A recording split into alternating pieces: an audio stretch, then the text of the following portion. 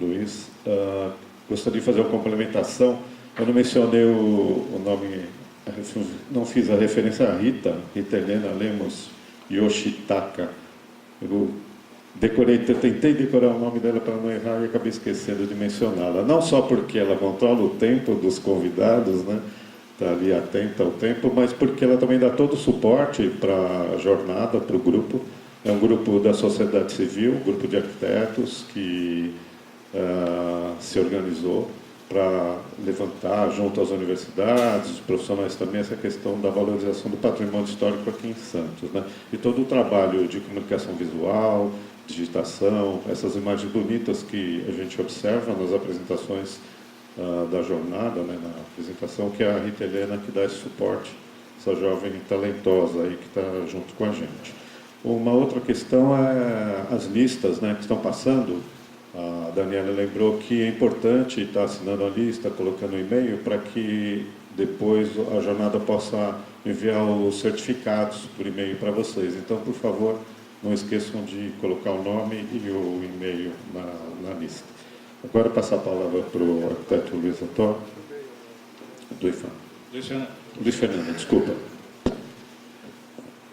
Bom, vou fazer alguns comentários antes de passar para a apresentação. Primeiro, quero agradecer essa oportunidade de estar aqui. Na verdade, acabou se omitindo do meu currículo uma coisa que eu me orgulho. Eu, durante 15 anos, fui professor da Unisantos, da Faculdade de Arquitetura. Inclusive, tenho ex-alunas aqui. Olha só, ex-alunos também.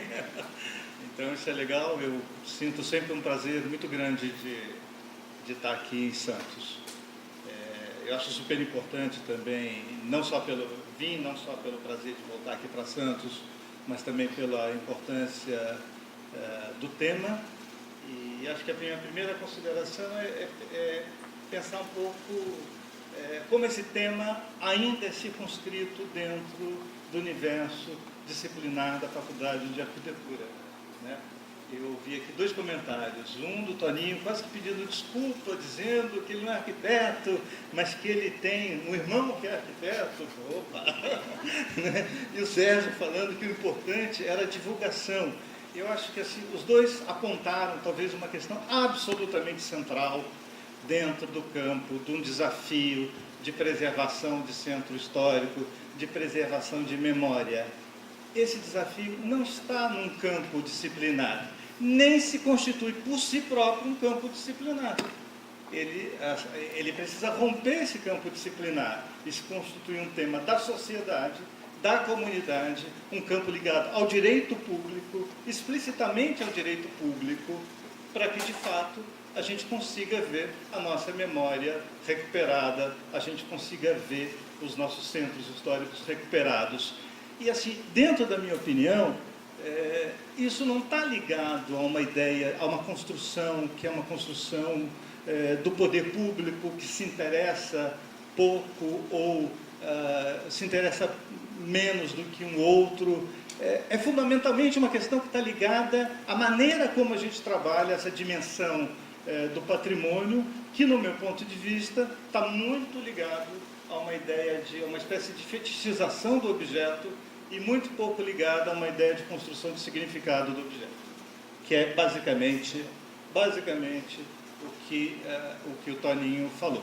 E assim, eu vou usar um pouco, adorei a tua palestra, então eu vou usar bastante, falar sobre a sua palestra, e antes de falar sobre a minha. Então, eu acho que essa é a questão central do significado. E como é que a gente explica para vocês que essa abstração do significado? Normalmente, volta e meia tem uma obra de recuperação na cidade, uma obra de recuperação do patrimônio dentro da cidade. E, invariavelmente, essa obra de recuperação é uma obra, como uma obra qualquer. Uma obra de recuperação de patrimônio nunca é uma obra qualquer. Uma obra de recuperação do patrimônio não é a recuperação do objeto, da materialidade do objeto. Ela não é só um problema de arquitetura.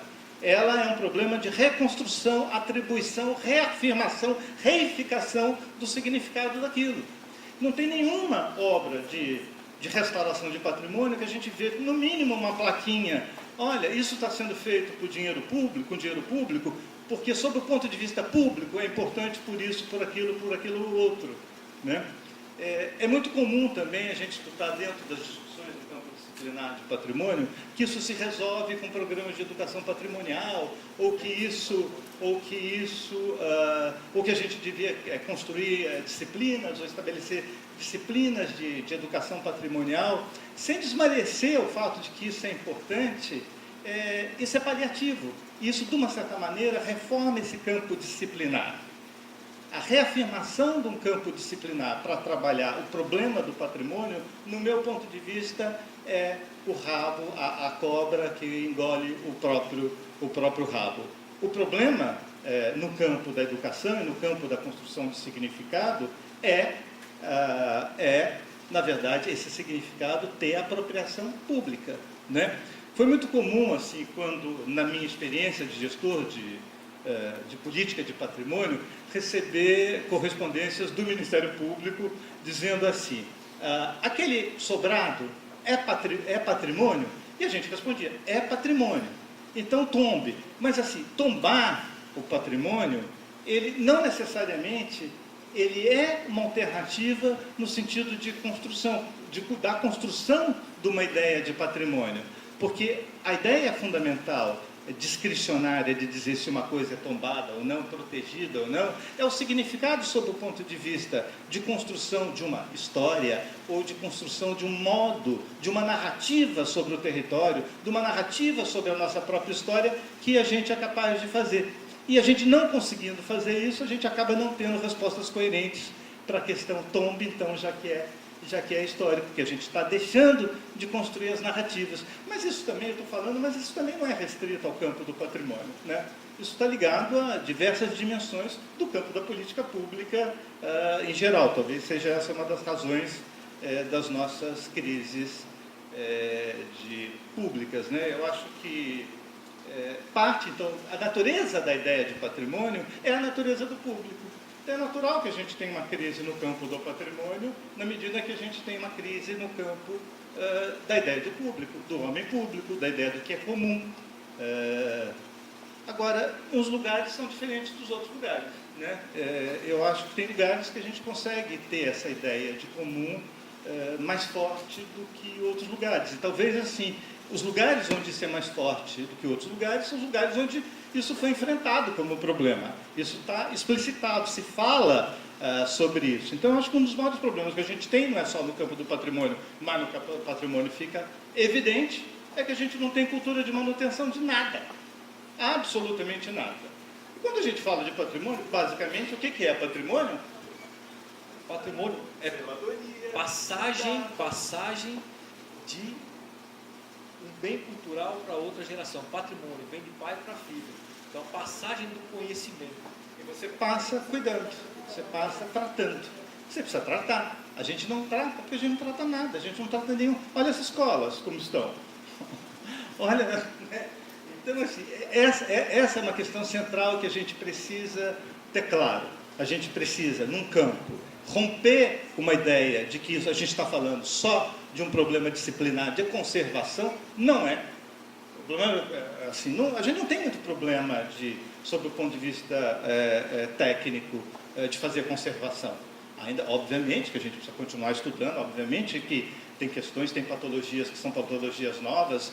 A pedra no Brasil, por exemplo, começa a ter um tempo de uso e ela começa a ter patologia que a gente não sabia. E não adianta a gente usar os exemplos europeus, porque a pedra aqui é diferente, a condição de clima é diferente. Então a gente tem, por exemplo, um conjunto, talvez seja o conjunto monumental mais fantástico do Brasil, que é a Ordem Primeira de São Francisco de Salvador, onde as colunas de pedra do claustro começaram a se romper.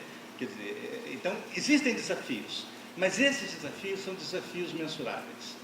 São desafios que é possível, desde que se tenha desejo, desde que se tenha vontade, resolver. O nosso maior problema como sociedade é contar, quando a gente está recuperando, fazendo uma obra de patrimônio, a importância daquilo. A gente trabalhar a ideia de patrimônio como uma ideia de apropriação pública do que a gente faz. E é isso que a gente não faz. Então, assim, a ideia de conjunto, recuperação de conjuntos históricos, eu poderia ficar falando para contar para vocês os 3 grandes programas nacionais que tiveram de recuperação de programas históricos, o PCH, o Programa das Cidades Históricas dos anos 70, o Monumenta, que eu tive o orgulho de dirigir recentemente, depois o PAC das Cidades Históricas. Mas uma coisa fundamental para eu dizer para vocês é que todos esses programas são setoriais, porque eles são construídos dentro de lógicas setoriais. E o problema central de resolver a questão dos centros históricos é, na verdade, o problema central de resolver recortes da cidade. E problemas de recortes da cidade são problemas de território. E problemas de território são problemas multidisciplinares, mas não são problemas multidisciplinares no sentido de que tenho um problema de restauro e eu preciso de um químico ou eu preciso de um engenheiro civil. Não, é muito mais amplo, é um projeto de desenvolvimento para o local. É um projeto, e isso a gente não vê só no campo do patrimônio. O que viraram as nossas cidades? E isso é uma questão de patrimônio. Viraram uma coxa de retalhos, um amontoado de política pública. Um amontoado de política pública de saúde, de educação, de transporte, de tudo, de zeladoria, de tudo. Nada, não tem projeto, a gente não tem projeto de cidade. Talvez essa seja a diferença. Essa é a grande diferença entre a cidade que a gente vê antiga e a cidade de hoje. Muita gente olha e fala, mas como? Que sociedade diferente era aquela? Aquela sociedade que gerou aquela homogeneidade, aquele projeto de cidade, era uma sociedade muito mais pobre do que a sociedade que nós temos hoje, do que o dinheiro que nós temos hoje para investir. O problema nosso é a construção da nossa ideia de coletivo, a construção da nossa ideia de comum, que de uma certa maneira a gente fala, mas a gente não formula. Então a gente acha que o problema é o outro, mas a gente é incapaz de formular dentro do que a gente está fazendo. Bom, então eu acho que a gente está num momento que é um momento de crise e que é um momento, assim, dentro da minha leitura, é um momento para trabalhar a micropolítica. A macropolítica não deu certo. Então, assim, a gente tem que trabalhar as coisas que a gente faz de uma maneira clara, falar as coisas claras, de um modo claro, conseguir elaborar os problemas, conseguir fazer as perguntas corretas, conseguir se posicionar de uma maneira correta diante das coisas. Eu acho que esse é o grande desafio de nós como sociedade. E aí eu trouxe um exemplo para a gente trabalhar aqui, que é um exemplo que eu estou trabalhando, obviamente que é um exemplo absolutamente limitado, mas é bom sempre a gente, quando faz esse tipo de coisa assim, com um público de arquitetos, trazer imagens. Então eu trouxe um projeto, que é um projeto de recuperação de um conjunto histórico em São Paulo, onde eu advogo a ideia de que o processo, a forma como a gente faz as coisas, é mais importante que as coisas. Bom, vamos lá.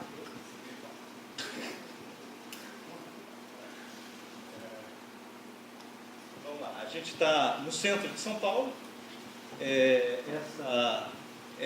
Esse retângulo vermelho embaixo é o quarteirão onde está a Vila Itororó. O triângulo histórico de São Paulo é aquele triângulo vermelho também ao alto. Nós temos a linha em azul junto da Vila Itororó é o Riacho do Saracura, e o outro, que é onde hoje está a Avenida 23 de Maio, e a outra linha azul é a 9 de Julho, se juntando então no Vale do Anhangabaú. Essas duas linhas amarelas eram as duas estradas coloniais, uma a Avenida Vergueiro, Liberdade Vergueiro, caminho para Santos, a outra a Brigadeiro, que era o caminho para Santo Amaro. Vocês sabem, Santo Amaro era uma cidade independente de São Paulo até os anos 50. Nos anos 70, no final dos anos 60, há um grande projeto rodoviário de construção de um anel, que é a ligação leste-oeste de São Paulo, parte dela conhecida como Minhocão. Nos anos 70 é o primeiro momento que grupos de arquitetos, de urbanistas, de historiadores vão se debruçar sobre essa região porque pela primeira vez aconteceu uma situação de um bairro tradicional ser rompido na sua homogeneidade com a destruição de uma série de casas e a destruição de diversos quarteirões, e o bairro da Bela Vista, do Bexiga, então foi esquartejado em basicamente dois bairros. Essa é uma imagem da época dessa intervenção. Bom, o que aconteceu foi que então se estabeleceu pela primeira vez um olhar sobre aquele patrimônio urbano que não era um patrimônio tombado, não era um patrimônio protegido, era um patrimônio normal dentro da cidade. Aí houve um primeiro projeto de intervenção na Vila Itororó, feito por um grupo de arquitetos, principalmente a partir de um trabalho do Décio Tosi, do Benedito Lima de Toledo, do Cláudio Darcy Amaral e do Golemax, que fez um projeto de paisagismo, com uma ideia de transformar a Vila Itororó num centro cultural. O que foi muito interessante é que esse trabalho, essa leitura sobre o território, fez com que, na primeira legislação urbana da cidade, em 1972, se criasse uma figura, um instrumento, que é um instrumento de proteção de áreas culturais. Na época chamava Z8/200. Então se protegeu determinadas zonas da cidade, ainda que elas não tivessem nenhuma proteção no campo do patrimônio. Eu não preciso dizer para vocês devem saber que o campo do patrimônio, naquele momento, não entendia arquitetura vernacular, não entendia esse tipo de arquitetura como passível de proteção. Então é um caso muito singular dentro da história do patrimônio no Brasil, porque é uma proteção urbana antes de uma proteção patrimonial. Foi muito interessante porque o primeiro momento que a Vila Itororó foi levada para uma discussão dentro do CONDEFAT